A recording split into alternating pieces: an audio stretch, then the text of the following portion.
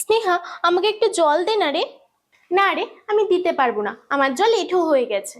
ঠিক আছে, তুই দে না, আমি খেয়ে নেব। না না, আমি দিতে পারবো না, আমি কাউকে জল দিলে আমার পেট খারাপ করে। কি রে, তুই চোখে মাস্কারা দিয়ে এসেছিস নাকি? না রে, আমাকে ওসব পড়তে হয় না, আমার আইল্যাশ গুলো না এমনি সুন্দর, তোদের মতো না।